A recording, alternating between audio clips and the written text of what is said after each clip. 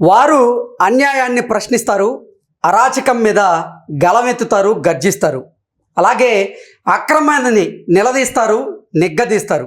అందులో భాగంగానే వైకాపా అధినేత జగన్మోహన్ రెడ్డి ఇటీవల కాలంలో పర్యటనల పేరుతో ఆయన సృష్టిస్తున్నటువంటి గందరగోళం మీద వారు గళమెత్తారు. ఈ నేపథ్యంలోనే జగన్మోహన్ రెడ్డి టీం వారిని బెదిరించేటువంటి ప్రయత్నం చేస్తూ ఉంది. మేము అధికారంలోకి వస్తే మీ అంతు చూస్తామంటూ వారిని ఇబ్బంది పెట్టేటువంటి ప్రయత్నం అయితే చేస్తూ ఉంది. ఈ నేపథ్యంలోనే వారు మనతో ఉన్నారు. పొన్నవోలు సుధాకర్ రెడ్డి గారి వ్యాఖ్యల మీద వారి స్పందన ఏంటనేది మనం తెలుసుకుందాం. ప్రస్తుతం మనతో పాటున్నారు ప్రముఖ రాజకీయ విశ్లేషకులు అడుసుమల్లి శ్రీనివాసరావు గారు, అలాగే రాజేష్ అప్సాని గారు. వారితో మాట్లాడదాం. సార్ నమస్తే అండి. నమస్కారం. జగన్మోహన్ రెడ్డి ఇటీవల కాలంలో ఆయన చేస్తున్నటువంటి పర్యటనలు, ఆ పర్యటన తాలూకా గందరగోళం మీద మీరు ప్రశ్నించారు, ఆ అరాచకం మీద మీరు గలమెత్తారు. ఈ నేపథ్యంలో వారు గనక అధికారంలోకి వస్తే మీ అంతు చూస్తామంటూ మిమ్మల్ని పొన్నవోలు సుధాకర్ రెడ్డి బెదిరించేటువంటి ప్రయత్నం చేస్తున్నారు.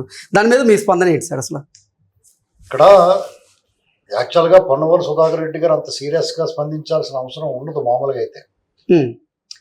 కానీ సహజంగానే జగన్మోహన్ రెడ్డి గారి మీద నేను ప్రత్యేకించి ఆ సందర్భంలో ఒక టీవీ డిబేట్ చర్చా సందర్భంలో నేను చేసిన వ్యాఖ్యల పట్ల వాళ్ళకి ఖచ్చితంగా బాధ వచ్చే ఉంటుంది, వస్తుంది, సహజం అది. అయితే వాళ్ళు కూడా అదే విధంగా సమాధానం చెప్పగలిగి ఉండాలి. దానికి వాళ్ళ మోకలను మా మీద తోలాల్సిన అవసరం లేదు.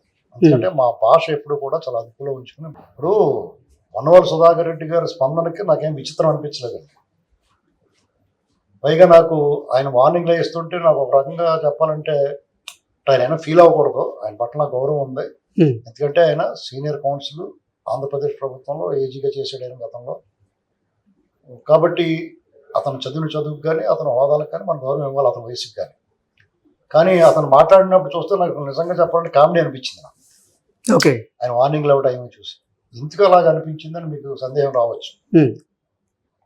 నేను గతంలో కానీ రాజేష్ గారు కానీ మొన్న వాళ్ళు గిలగల్లాడుతున్నా గింజుకుంటున్న నేను చేసిన వ్యాఖ్యల పట్ల వాళ్ళు గిలగల్లాడుతూ ఉన్నారు కదా, అంతకు మించిన కఠిన వ్యాఖ్యలు గతంలో చేస్తున్నాను. ఓకే, ఎందుకంటే అతని అరాచకాలు అలా ఉండి, అతని అన్యాయాలు అలా ఉండి, అతను చేసిన దోపిడీ తీరు అలా ఉండింది. అతను తీసుకున్న ప్రజా వ్యతిరేక నిర్ణయాల మీద మా కళమిప్పావు, మేము నిలబడ్డాం, మాట్లాడాం. సార్, జగన్మోహన్ రెడ్డి ప్రభుత్వంలో ఉన్న సమయంలో కూడా మీరు జగన్మోహన్ రెడ్డి మీద, ఆయన విధి విధానాల మీద ప్రశ్నిస్తూ వీడియోలు చేశారు. అప్పుడే భయపడలేదు, మరి ఇప్పుడు భయపడతారని ఆయన ఎలా అనుకున్నారు? ఆయన ఎలా వార్నింగ్ ఇవ్వాలనుకున్నారు అసలు మీకు? ఇప్పుడు యాక్చువల్గా వాళ్ళు నేను ఏం మాట్లాడానో పూర్తిగా చూసుంటే వాళ్ళు నన్ను ఏమన్నా అంటానికి నోరు రాకూడదండి. ఎందుకంటే నేను మాట్లాడిన దాంట్లో అది నా గొంతు మాత్రమే కాదని భావించాలి. ఆంధ్రప్రదేశ్లోనూ ఈ ప్రపంచంలో తెలుగు వాళ్ళు ఎక్కడ ఉంటే అక్కడ వాళ్ళలో 180 మంది మనసులో మెదులుతున్న భావన నేను మాట్లాడింది. అందుకని వాళ్ళని ఓన్ చేసుకుని దాన్ని నాకు మద్దతుగా నాకు చాలామంది రాజేష్ గారు ఒక పిలిపిచ్చారు, దానికి చాలామంది స్పందిస్తూ ఉన్నారు, లక్షలాదిగా స్పందిస్తూ ఉన్నారు. ఎందుకంటే వాళ్ళందరూ మా మనసులో గూడు కొట్టుకున్న భావన ఉన్నది. ఇక్కడ నేను కూడా తప్పుగా ఏం మాట్లాడాల. రాజ్యాంగాన్ని, ఈ దేశ సార్వభౌమాధికారాన్ని, చట్టాలని, రూల్ ఆఫ్ లాని వ్యతిరేకించిన వాళ్ళ పట్ల రాజ్యం ఒకేలా ఎందుకు వ్యవహరించట్లేదు అనేటువంటిది నా దర్యాప్తు సంస్థలు కానీ సిస్టమ్ కానీ ఎందుకు ఒకేలా వ్యవహరించట్లేదు అనేటువంటిది నా సందేహాన్ని వ్యక్తం చేశాను. అంతే. దానికి వాళ్ళు వేరే రకంగా అన్వయించుకున్నారు. ఆ మాటకు వస్తే జగన్మోహన్ రెడ్డి గారిని ఒకసారి ఆయన ఏం మాట్లాడాడో గతం నుంచి చూసుకోవాలి. మొన్న రాజేష్ గారు కూడా చాలా ప్రస్తావించారు. పదే మనం ఎక్కువగా ప్రస్తావించాల్సిన అవసరం లేదు, పనిగట్టుకుని చెప్పాల్సిన అవసరం లేదు ఆ సందర్భాలు. ఎందుకంటే జగన్మోహన్ రెడ్డి గారు ఏం మాట్లాడేటువంటి తెలుగు ప్రజలందరికీ తెలుసు. వాళ్ళ ఎమ్మెల్యేలు, మంత్రులు, నాయకులు, సోషల్ మీడియా టీమ్స్, వాళ్ళకు అనుకూలంగా మాట్లాడే అనలిస్టులు, వాళ్ళకు అనుకూలంగా ప్రచారాలు చేసే ఛానల్స్, యూట్యూబ్ ఛానల్స్, వెబ్సైట్లు ఏ రకంగా కథలు వండి అవతల వాళ్ళని కులం పేరిట, మతం పేరిట, ప్రాంతం పేరిట, కట్టు పొట్టు, ఆహారం, ఆహార్యం, వీటన్నిటి మీద వాళ్ళు చేసిన దమనకాండ, దుర్మార్గం, అరాచకమైన వాదన, మానసిక హింస, ప్రజలందరూ పెయిన్ ఫీల్ అయ్యారు. వాళ్ళ పెయిన్ మేము తీసుకుని వాళ్ళ గొంతు మేము వినిపించామండి. ఉమ్, ఇప్పటికే వినిపిస్తున్నాం, నిన్న వినిపించాం, ఇవాళ వినిపిస్తున్నాం, రేపు కూడా వినిపిస్తాం. మాకు ఇక్కడ ప్రభుత్వాలు ప్రతిపక్షాలు ఇది మాకు ప్రాధాన్యత కాదు. మా అభిప్రాయాలు, మా మద్దతు, మా రాజకీయ సానుభూతి ఎవరి మీదైనా ఉండొచ్చు. మేము రాజకీయంగా ఏ పార్టీతో అనుబంధమైనా ఉంటే ఉండొచ్చు, ఉమ్, కానీ వ్యక్తులుగా ఒక సామాన్య సగటు పౌరుడి గొంతు మేము వినిపించాలనేటువంటి మా నిర్ణయం. మేము అదే పని మీద ఉన్నాం ఇప్పుడు కూడా. ఈవెన్ పాలకపక్షాల పట్ల కూడా మేము విమర్శలు చేసిన సందర్భాలు ఉన్నాయి, అవును. వాళ్ళ విధానాలు కరెక్ట్గా లేకపోతే. అది ఆ పాలపక్షమైనా ఈ పాలపక్షమైనా ఎక్కడైనా సరే దానికి వాళ్ళు కన్స్ట్రక్టివ్గా, ఒకవేళ నేను మాట్లాడింది సరిగ్గా లేదనుకుంటే వాళ్ళకి కనిపిస్తే, వాళ్ళకి పెయిన్ వస్తే మీరు మీ తీవ్ర అభ్యంతరాన్ని వ్యక్తం చేయొచ్చు, నా వ్యాఖ్యలను పూర్తిగా ఖండించవచ్చు, వివరణ కూడా మీడియా ముఖంగా అడగచ్చు, లేదంటే నాతో పాటు డిబేట్లో పాల్గొవచ్చు. ఉమ్, అంతేగాని మోకలను వదిలేసి బూతులు తిట్టిస్తే మేమైనా జడుస్తామా? హక్తు పల్లెటూరు రైతువారి కుటుంబాల నుంచి వచ్చిన వాళ్ళం. మేము చదువుకున్నాం, వ్యవసాయం చేసాం, పల్లెటూరు బ్యాక్గ్రౌండ్, రచ్చబండ అనేటువంటిది మాకు నిత్య కూర్చోం. ఉమ్, ఈ బూతులు మాట్లాడడం మాకు రాదా? లేదా మీ సంగతి చూస్తాం, మేము 29లో మేము వచ్చిందని మీ సంగతి చూస్తాం అంటున్నారు. 29 దాకా మరి ఇంకా 3.5 ఏళ్ళు ఉంది కదా. ఉమ్, ఈ 3.5 ఏళ్ళు మేము చేతులు ముడిచి కూర్చుంటాం. ఒకవేళ మీరు అలాంటి ప్రయత్నం చేస్తే, అంటే మాకు ఏదన్నా కొత్త ఇది ఉమ్, ఇలాంటి ఎన్ని చూసుకుని దాటుకుని వచ్చి ఉంటామండి. ఎన్ని రకాలుగా మాటల దాడులు, భౌతిక దాడులను ఎదుర్కొని ఉంటాం మేము. ఇది మాకేమన్నా కొత్త? ఆ భయం ఉన్నవాడైతే ఇంట్లో దాక్కుండా కానీ బయటకు వచ్చి ఎందుకు మాట్లాడతాం? ఉమ్. ఆ భయం ఉంటే జగన్మోహన్ రెడ్డి ముఖ్యమంత్రిగా ఉన్న సమయంలోనే ఆయన మీద విమర్శిస్తూ జగన్మోహన్ రెడ్డి గారి ప్రభుత్వంలో ఎంత అరాచకం జరిగిందో ప్రజలందరికీ తెలుసు. ఉమ్, ఆ అరాచకానికి కొమ్ములు తిరిగిన వాళ్ళే మూలకు పోయి కూర్చున్నారు చాలా మంది, ముఖాలకు ముసుగేసుకున్నారు. ఉమ్, అవమానించట్లేదు, వాళ్ళ నేపథ్యం, వాళ్ళకున్న పరిస్థితులు అలాంటి టైంలో కూడా మేము డోంట్ కేర్ అన్నట్టు ఉన్నాం. ఇప్పటికీ కూడా డోంట్ కేర్ అన్నట్టు ఉంటాం.